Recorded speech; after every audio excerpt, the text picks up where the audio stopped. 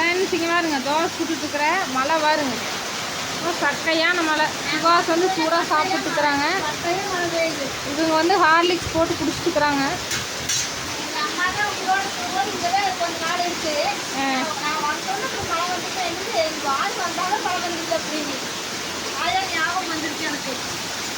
இங்கே பாருங்க மழையை.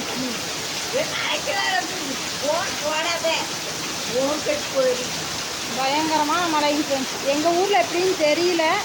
ஃபோன் பண்ணி கேட்டால் தான் தெரியும்.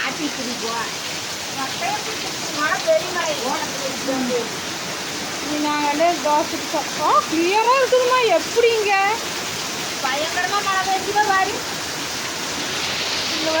இங்கே லைட் இருக்கிறதுனால என்ன நம்ம வீட்டிலலாம் இப்படி தெரியறதே இல்லை. பகல் மாதிரி இருக்குது சூப்பராக.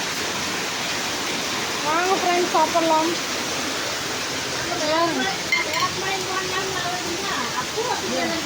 ஊர்லேருந்து பாருங்க பலாக்கொட்டை பூண்டு கொண்டு வந்து. எப்படி இருந்தாலும் இங்கே சாப்பாடு இருக்காதுன்னு தெரியும். அதுதான் நானே மாவும் வாங்கிட்டு வந்துட்டேன். ஃப்ரெண்ட்ஸ் இந்த தோசை சுடுறது வரைக்கும் மழை நிற்கணும் பார்த்தா இங்கே பாருங்க சாரல் பயங்கரமாக அடிக்குதா. கல் பயங்கரமாக சூடாகிக்குதுங்க ஃப்ரெண்ட்ஸ். தோசை ஊற்றுற ஊட்டிலேயே அந்த ஊட்டி ரவுண்டு பண்ணவே முடியல. ஊத்தாப்புல சுட முடியும் போது பயங்கரமாக சூடாகிக்குது டக்கு டக்குன்னு.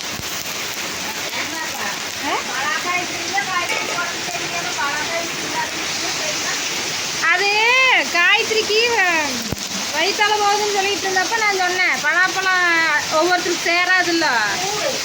அதை சொன்னதுக்கு அது அதையவே சொல்லிட்டு கிடக்குது. அதுவும் அதிகமாக சாப்பிடக்கூடாதுல்ல. அதுதான் சொன்னேன். பாருங்க பயங்கரமான மழை. உங்கள் ஊரில் மழையான்னு கமெண்டில் சொல்லுங்கள். எந்த ஊர்லேருந்து வீடியோ பார்க்குறீங்கன்னு சொல்லுங்கள் தயவு செஞ்சு தெரிஞ்சுக்கிறேன்.